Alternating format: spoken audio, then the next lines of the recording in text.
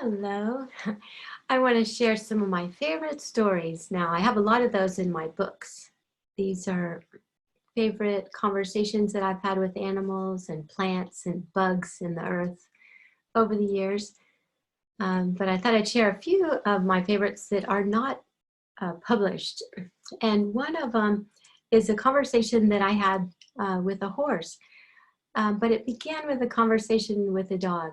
And this was a client that I started working with, oh gosh, I'm not sure. It could be like between maybe 17 and 20 years ago. I started to talk with her dogs. And I didn't actually even know she had horses. But one day I was talking with one of her dogs, and the dog said, I want you to tell her that it's time for her to get another horse. And I was like, oh, okay. I didn't know she had horses. She had never asked me to talk with them. And so the dog said, I think she needs to get another horse because she has some dreams to fulfill in like working with a horse that she has not fulfilled so far, and so it's time for her to bring in a new partner in the form of a horse. And so I shared that with this woman, and she said, she was like, oh gosh, she said, you know what, I already have 3 horses and they're all retired and from our work together. And I take care of them and everything. And I just simply cannot bring another horse into my life. It's just not going to work. It's just, I can't afford it, financially, and just the time and everything, there's no way. But yeah, it does make sense. It is true that that I do have some more dreams that I want to fulfill in competition, like with a horse as a partner. And, but it's not going to work right now. So I told, then I said, asked the dog, I said, well, did you hear the response? And the dog said, yeah. And the dog said, just please tell her to consider it. Please consider it. Just don't say no right now. Just consider it. And so I shared that, and she said, okay, I'll consider it. But she went on to say how she didn't think it was possible.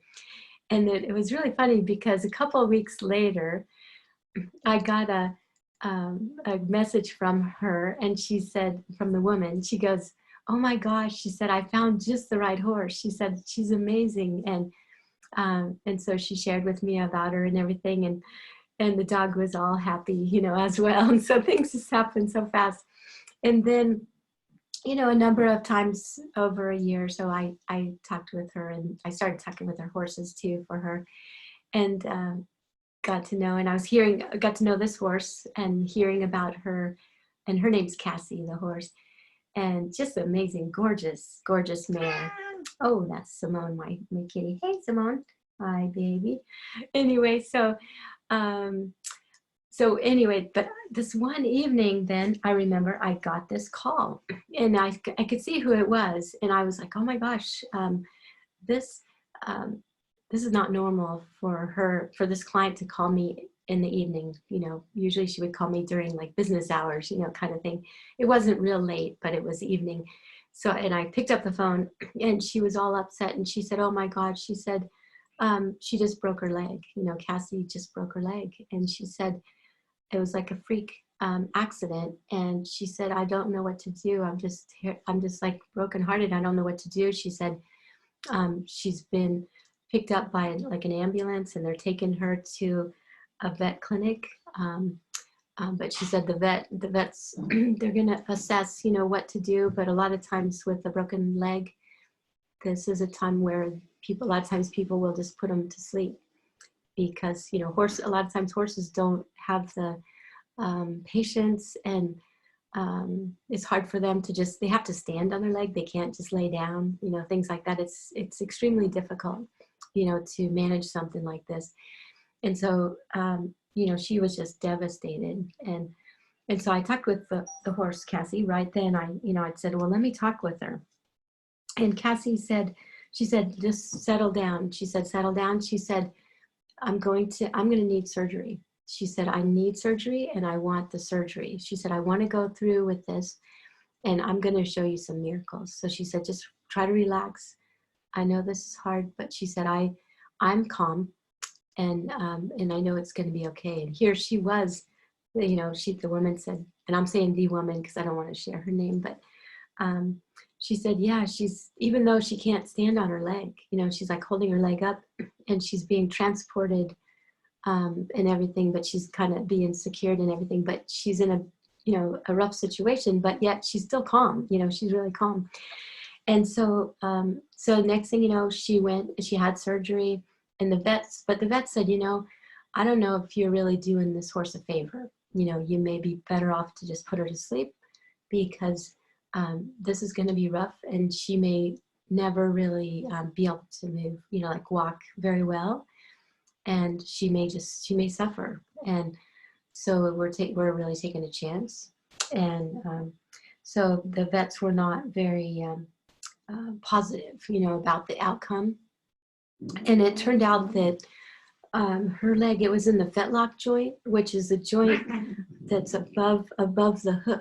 You know, so this is a joint that does a lot of activity. It's really essential to be able to move that joint. And she broke it in 17 places. There were 17 little fractures, and it had to be put together like with screws and things like that. And so afterwards, she had to be like confined in a stall. She couldn't really get out and move around. Then eventually she could do a little walking, you know, just like leading her, trying to keep her calm and things like this. And but we kept talking with her, and she kept saying, you know what, just relax. It's going to be okay. I'm real patient with this. I'm not hurting that bad. You know, it does hurt some, but let's just keep on going with this. And so she did. And there were times where they would x-ray and it looked like she was developing some arthritis. Things weren't looking good. And the horse just kept saying, please give me a chance, and just please just relax, and I'm going to show you some miracles, she kept saying.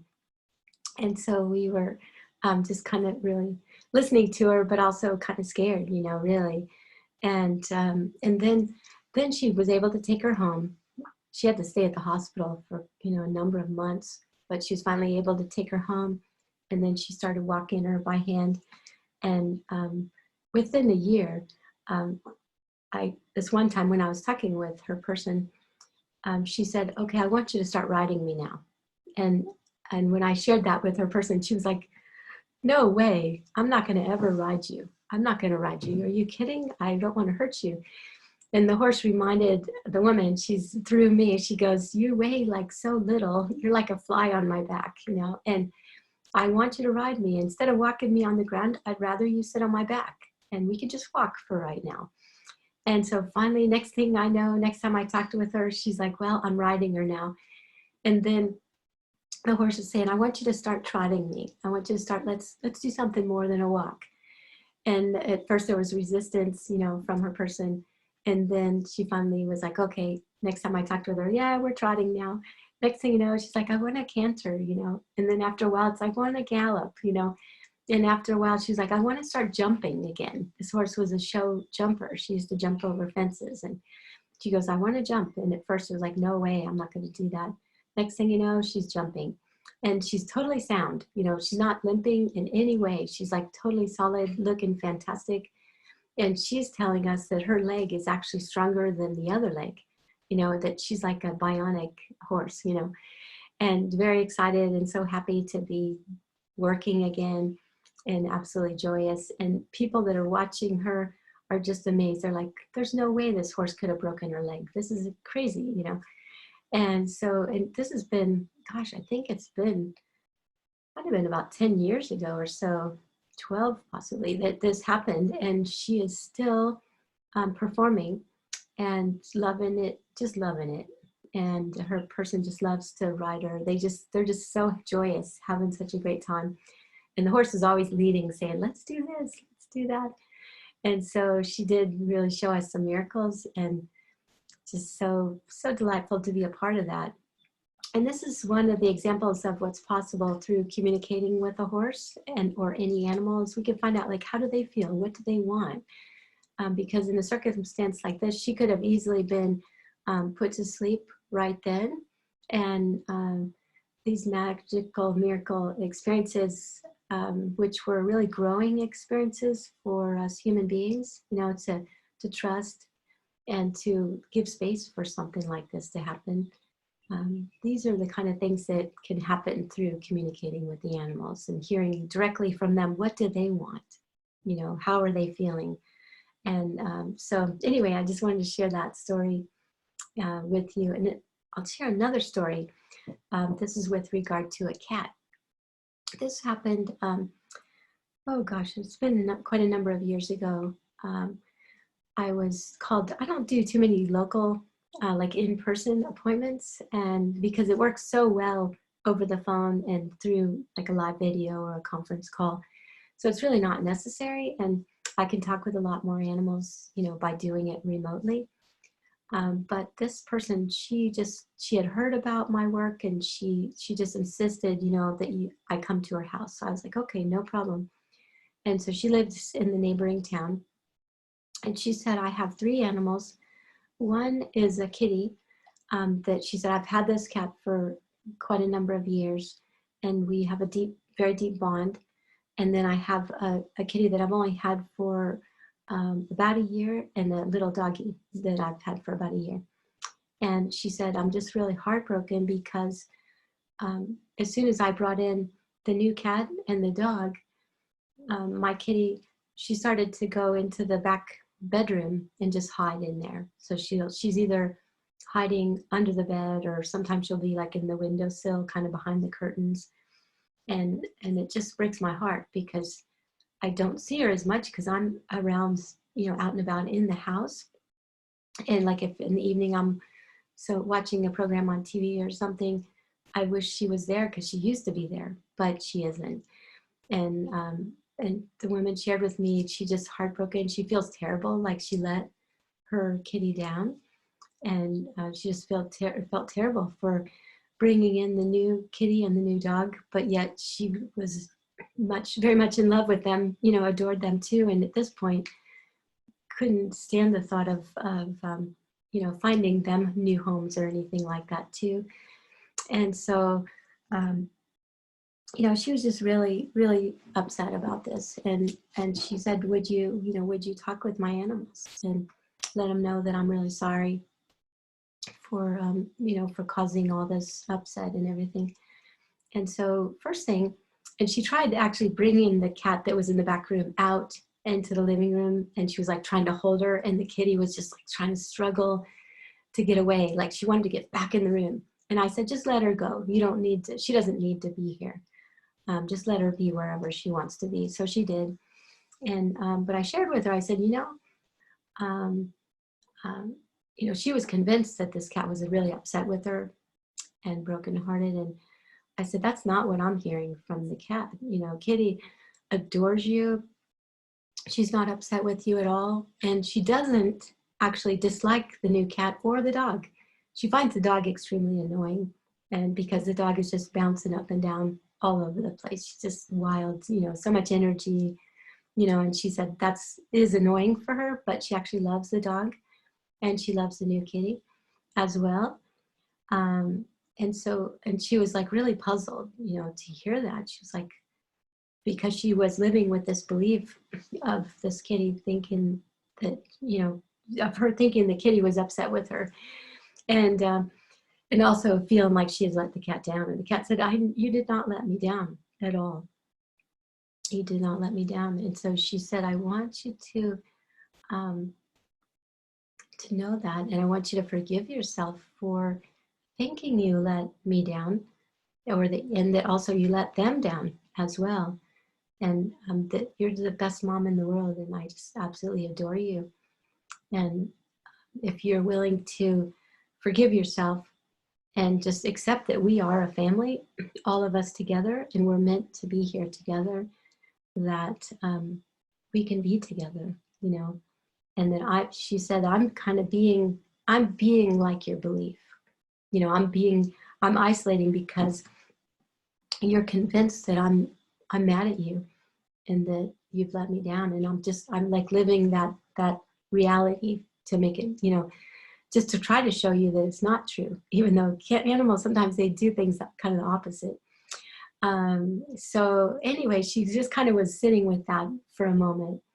And it was interesting because I was sitting in a recliner in the chair. And I started talking with the other kitty there too, and the dog. I was talking with them, and they were also saying, oh, we just love this woman so much, and we wish she would be kinder and more gentle with herself, and just realize how wonderful a mother that she is, and that she would just really take that in consideration. We feel so grateful to be with her. We really adore her. And then, you know, I kept noticing this picture across the wall, and it was of a boy. These like shots of pictures of a boy in one collage, you know, of a frame. And I'm feeling a little emotional just thinking about it. But the animals were saying, you know, they kept guiding me to take a look at that picture and to actually ask her about the picture. And I said, "Is that your son?" And she said, "Yes." She said, and then she told me that he had died, and he died when he had just reached young adulthood, and he just such a great young man, and her and him so close, you know. And she felt it really, the animals were telling me, like, she feels like she really let him down, and that she isn't a good mother. Just, I mean, because he had died, and it was like a freak kind of a thing that happened, that where she wasn't there, you know. It was something that he got involved in, and you know, such a nice young man and everything, but he passed, and it just devastated her, of course. You know, it was like her life ended. And that was kind of when she she brought in these 2 new animal family members, and then she was feeling like terrible, thinking she let them all down too, all 3 of her animal family members. And so the animals were saying, we just really, we love her so much. And even actually her son started to share. A lot of times people will start to share too. And he was saying, yeah, he said, I wish Mom would know that I'm so sorry that I left so soon, you know, and I feel like I let her down, you know, in a way, and that I, you know, kind of broke her heart. And he said, I want her to know that I love her so much and really appreciate her. And he said, I've talked through these animals sometimes too. Like he said, you know, I'm there, loving her through the animals. And so I just shared, you know, with her, and we cried, as I feel crying now. And then the thing that was amazing was, you know, this was all just like a total shock for her in a way, to hear like from her son and how he's tied in with the animals, and then also how they all love her so much and think she's like the best mom in the world. And just at that time, all of a sudden, then she said, could I show you pictures of I was actually getting ready to leave, and she said, can I show you pictures of my son? And I said, sure. And so the next thing you know, she's showing me around the house. You know, we're in the bedroom, like the master bedroom. She showed me pictures of him on the wall, and then we're going over here and then to the room where he used to live. And then we headed toward the door, and actually I was showing her pictures of my kids, you know, my animals. And then all of a sudden, something caught our attention, and we turned around and we looked, and here was her kitty that had been living in the back room for at least a year or so, you know, a bit of time. All of a sudden, here she was laying on the couch on her back with her arms stretched out, like in the most vulnerable position, you know, like she was laying on her back, front legs stretched out, back legs stretched out, like she was just like stretching, like this. And the little dog was on the floor right nearby, kind of bouncing up and down. And another kitty was in her bed on the floor. And everybody was in the living room, and they were just, it looked like they'd been there forever, and they were getting along great. And we just, you know, we were crying. We're like, oh my gosh. And then I called her later when you know, on the way home, I was thinking, oh gosh, this is why I love this work so much. It's just the things that can happen through having the animals, giving the animals a chance to talk about things, and for us to consider what they're sharing with us, even though we may have some beliefs otherwise. It was just so touching, and to be a part of the experience, the love between these beings, you know. is really something very special and one of my favorite things. After I got home, I gave a call over there to see how are things going, and she was saying, oh my God, she said, this has been the most amazing afternoon. She said, I sat on the couch. I've been sitting on the couch and with all three animals right here with me. And she said, I can't believe it.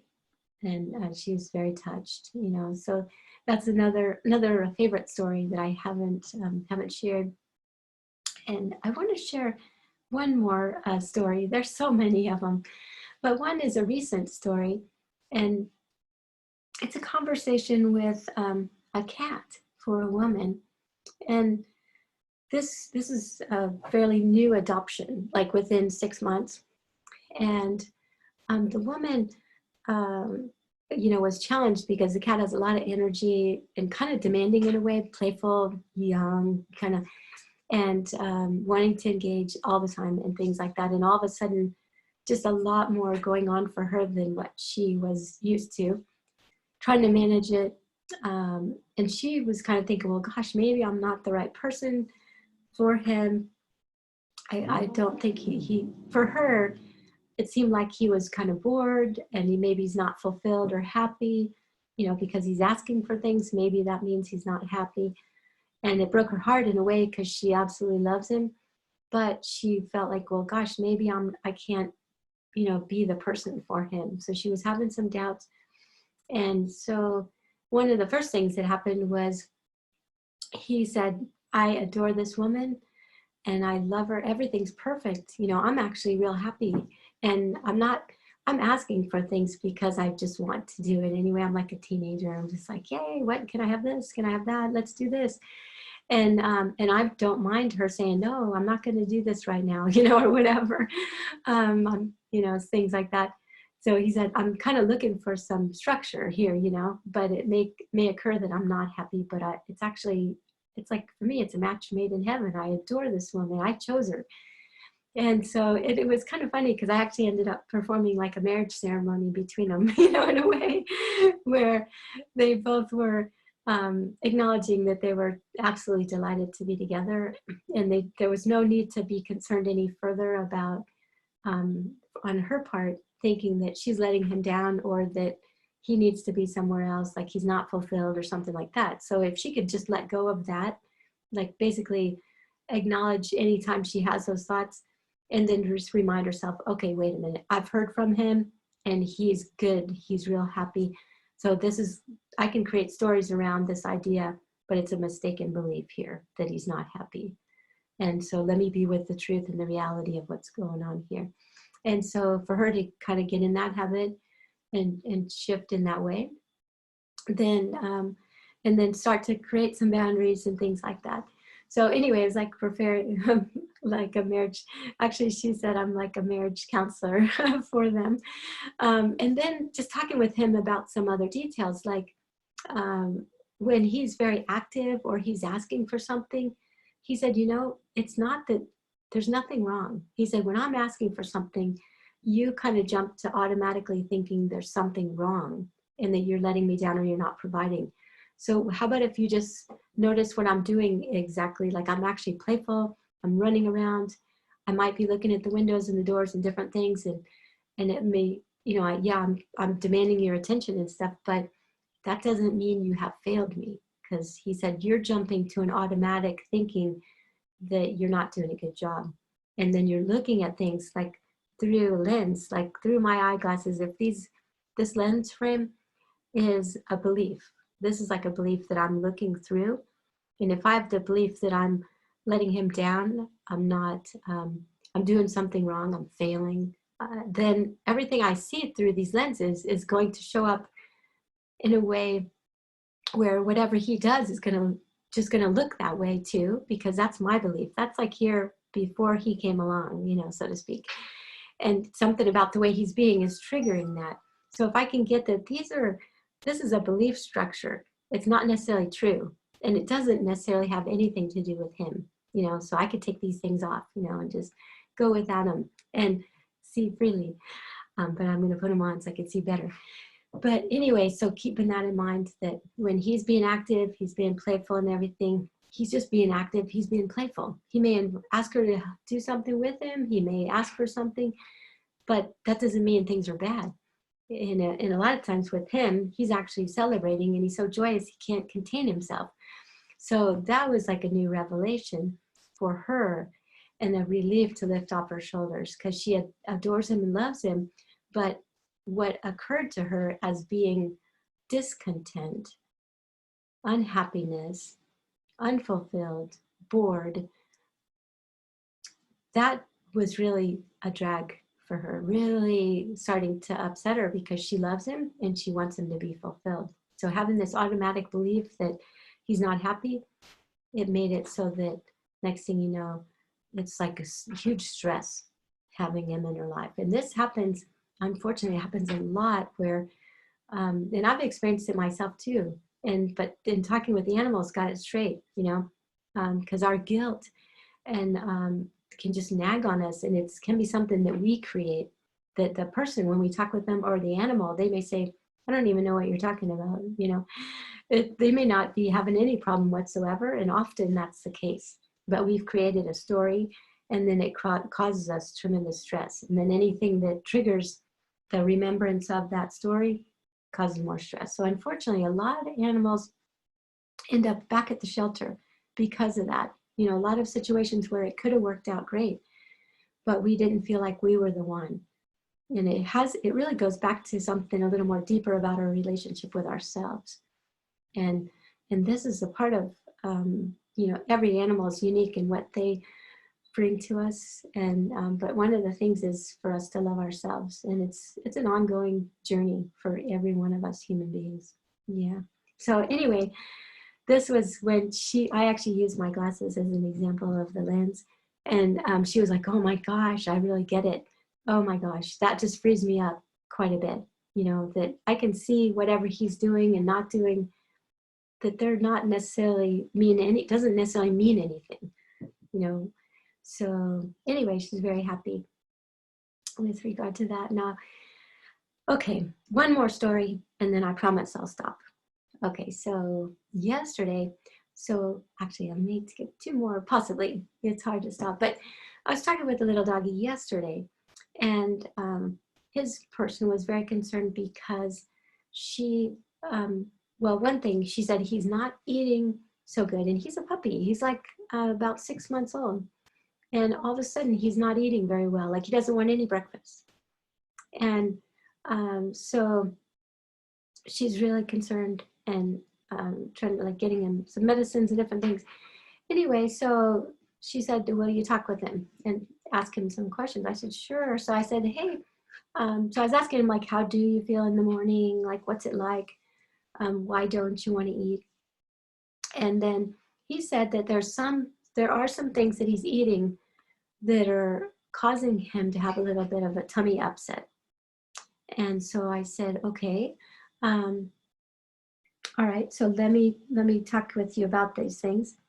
And so I actually asked his person, I said, hey, how about if I get a list of the foods from your person, and then we can just go through and just check. We'll just check on everything that you're eating. And he said, that would be great. And so actually, I'm gonna grab my notebook here, just 1 second, because there's a whole bunch of different foods that this little dog is getting. And I'll just go over them really quickly.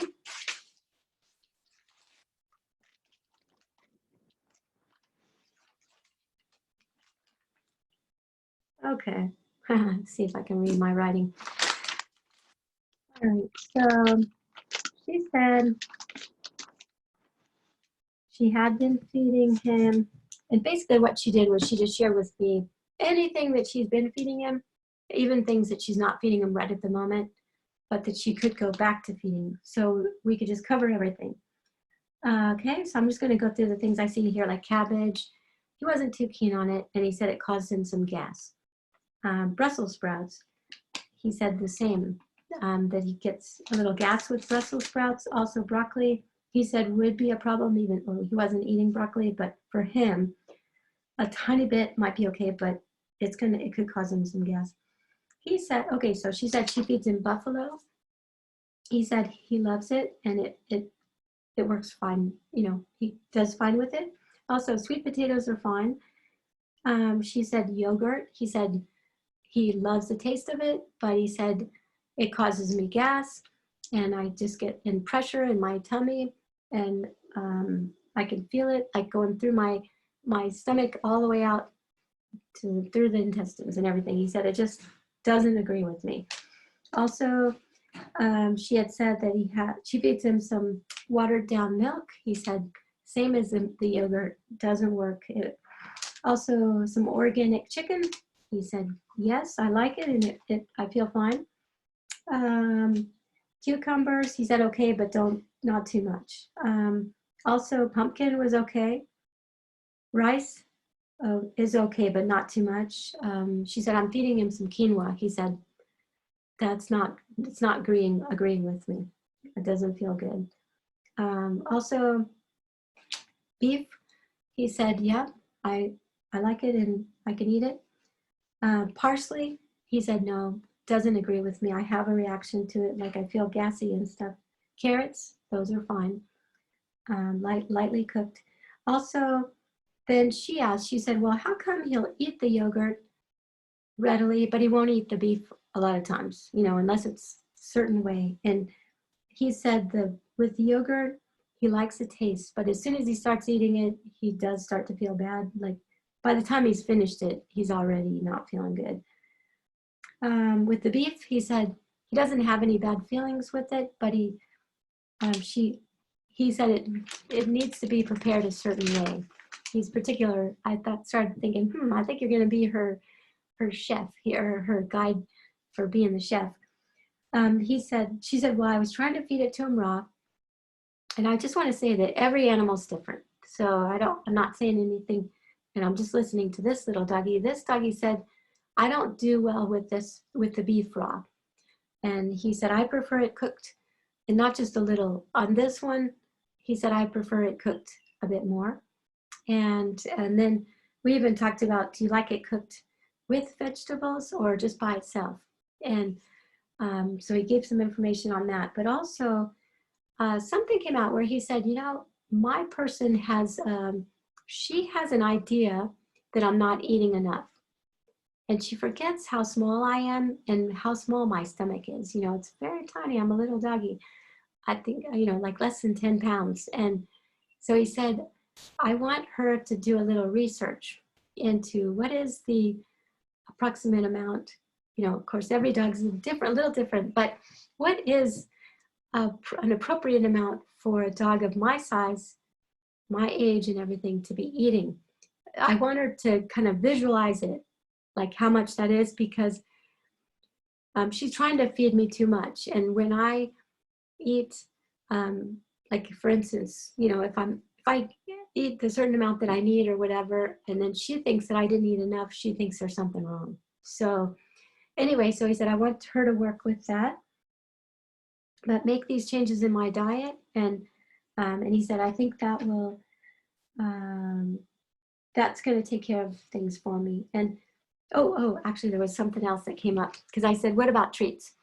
And she said, I do give him 2 different things. One is back straps. I think these are from Buffalo, and they're real special as far as they don't have toxic stuff in them and things like that. And she said also flexor tendons. And he said he loves them, both of those 2 different things, but he said there's like a gel that forms, especially with the tendons.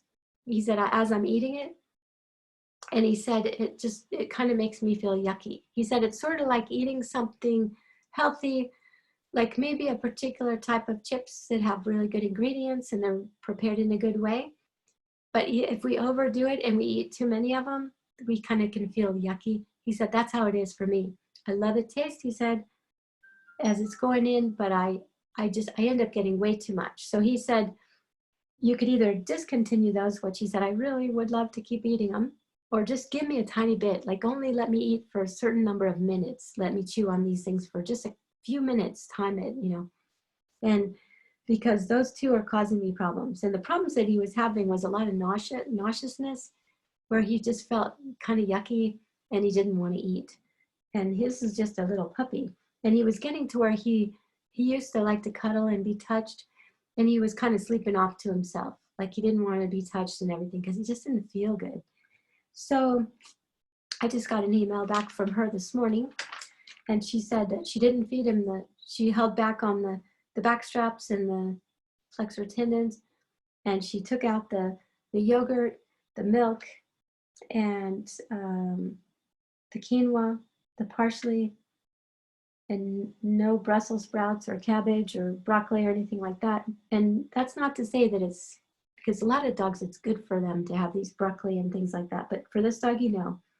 And she said he did well. He ate his meal really good last night and slept really well, and he cuddled. And this morning he was ravenously hungry, which has not happened for weeks.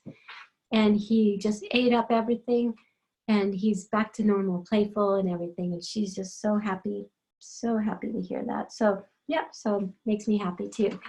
Yes, and so another good good reason to talk with the animals. Also, I want to say, okay, I want to share one more conversation, and this is with the doggy that I talked with yesterday as well. And this doggy has been showing signs of some kind of discomfort, sometimes like a little weakness in the hips or hind end, but also some other discomforts as far as that basically they're just trying to figure out what's going on with him, because it seems like he's not comfortable. And so I'm looking for my notes on this dog too. I think maybe I just didn't write anything down. Oh, just 1 second. Let me see.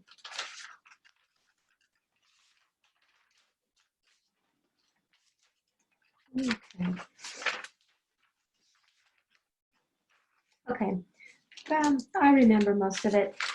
So what he had shared with me was, he said that he feels a soreness in the left hip joint, and then the way that is for him is it causes him to have a weakness and soreness in the right joint that's close. I can't remember in the dog's, like it's down by the foot, like the ankle joint, so to speak. He feels a weakness in that hind leg on the right hand side, down on the lowest joint, and on the left hand side, it's up on the left hip. And he said what's causing it is he's out of balance, like out of alignment in his spine, and that's the thing that started it, and then causing him to be walking a little different in the left hand side on the hip, and then that put more pressure on the right leg and hip, but it caused a kind of a problem, kind of a little bit of a chronic problem in the lower joint down there. So when I shared that with her, she said, oh, that makes total sense from what we're seeing, from him. And meanwhile, the dog's telling me, I'm asking him what, I could talk with him and talk with the person at the same time, but I'm hearing from him. It's almost like, he's in the speaker in my head and then the person's over here. He's talking about a chiropractor. And she's saying, well, how come he didn't like the chiropractor? Before I could even say anything about the chiropractor, she said, well, we tried a chiropractor, but it didn't seem to work. And he was very uncomfortable there.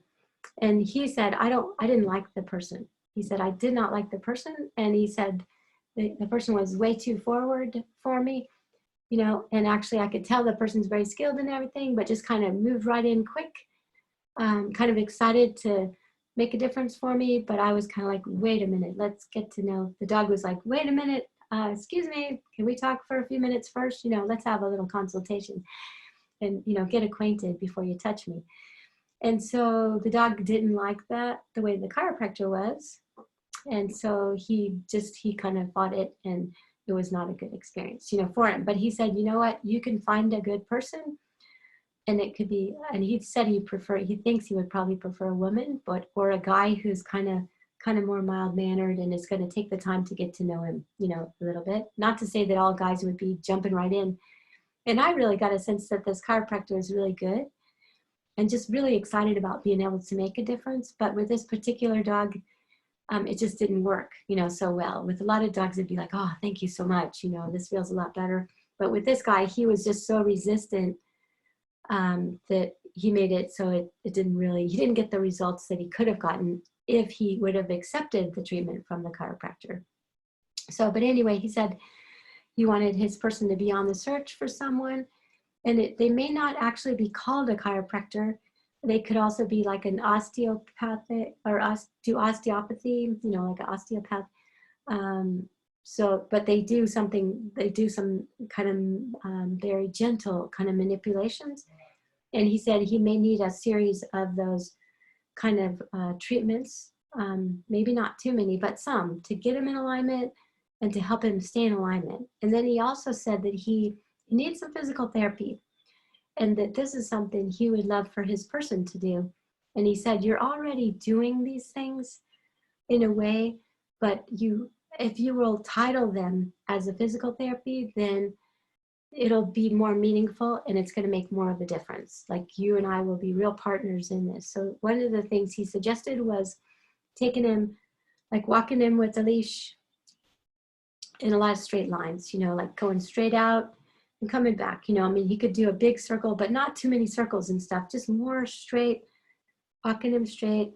And just with her consciousness that this is physical therapy, that it's going to really make a difference for him, and he'll take it on that way too. The other thing he said was he would love to swim, and he thought that would be great, and it wouldn't matter if he went in circles, whatever, and he could do his own thing. And she said, oh gosh, he loves swimming. He loves it. And I said, well, that's perfect. He's very enthusiastic about that physical therapy. And with you having the idea that when he's out there having fun swimming, that it's actually the best thing for him to kind of build up his strength and to help to, sometimes it'll help to pop him into the right alignment as well. And it'll just get those muscles starting to work along with the chiropractics or osteopathy. So anyway, he was really excited about that. And she was too. She was like, oh, this is so great. She said, I was getting ready to kind of buy some supplements for his joints. I was thinking he had arthritis and stuff like that. And he said, I don't have arthritis. I just am out of alignment, and I just need to put things back into place, as far as that goes. And yeah, and then, oh gosh, there was a lot of things that we talked about. Like he also shared that he's a part of her work that she does, and he wanted her to be more aware of that and to even ask him for help and stuff like that. And then I went on to talk with also her cat and a turtle. And all three of these animals are very just like real strong characters and a lot of personality, and each one, quite fascinating. And the turtle, she doesn't have a name. And she said, I want a name. I want you to name me. And the person said, we've been working on this. We've tried to come up with names, but nothing seems to fit. And so the turtle said, I want you to keep at this, but I'm going to give you some names. So I want you to just listen and start to look at this. And she's very sassy, this tortoise. It's a desert tortoise. And she also had some ideas of things she wants to do. She wants to work on some of the projects with this woman. And so she was very happy to hear it. And she was surprised that the tortoise would have the capacity, and even the fact that the tortoise knew about these projects as well. Yeah, so, okay, so I think I'm going to wrap it up at this point, but that just gives an idea of what's possible, through communicating with these animals, and what a joy it is. So thank you so much for being with me and listening in, and beautiful day to you.